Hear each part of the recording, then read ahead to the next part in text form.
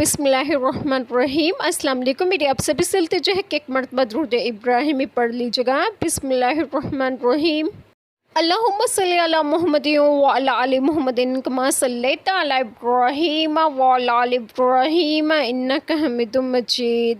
اللہم بارک علی محمد وعلی آل محمد کما بارکت علی ابراہیم وعلی آل ابراہیم انک حمید مجید۔ بسم اللہ الرحمن الرحیم۔ اے لوگو، بے شک تمہارے پاس اللہ کی طرف سے واضح دلیل آئی اور ہم نے تمہاری طرف روشن نور اتارا، تو وہ جو اللہ پر ایمان لائے اور اس کی رسی مضبوط تھامی تو عنقریب اللہ انہیں اپنی رحمت اور اپنے فضل میں داخل کرے گا اور انہیں اپنی طرف سیدھی راہ دکھائے گا۔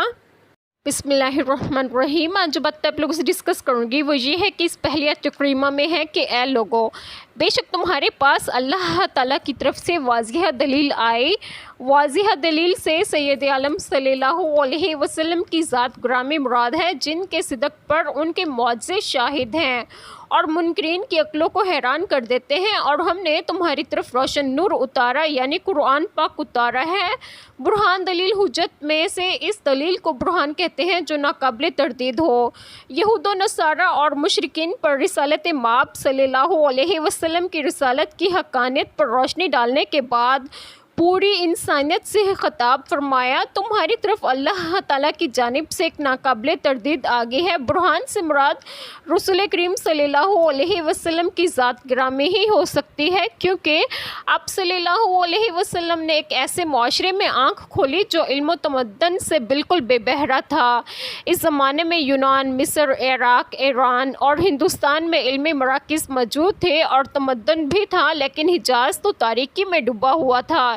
اس معاشرے میں ایک شخص، ایک ایسا انسان جو دستور حیات لے کر آتا ہے، جس کی مثال پیش کرنے سے تمام انسان قاصر ہیں، یہ ذات خود اپنی جگہ ایک برہان ہے اور نور مبین سے قرآن مجید ہے، جس نے انسانیت کو جہالت کی تاریکی سے نکال کر علم و تمدن کی روشن دنیا سے متعارف کروایا اور ساتھ میں روحانی امن و سکون کے عوامل سے روشناس کروایا۔ اور اس سے اگلی آیت کریمہ میں ہے، تو وہ جو اللہ تعالیٰ پر ایمان لائے اور اس کی رسی مضبوط تھامی تو عنقریب اللہ تعالیٰ انہیں اپنی رحمت اور اپنے فضل میں داخل کرے گا اور جنت و درجات عالیہ عطا فرمائے گا، اور اللہ تعالیٰ اپنی رحمت کے فضل و کرم سے ایسے لوگوں کو سیدھی راہ دکھائے گا، یعنی اللہ تعالیٰ انہیں اپنی طرف آنے کا راستہ دکھائے گا۔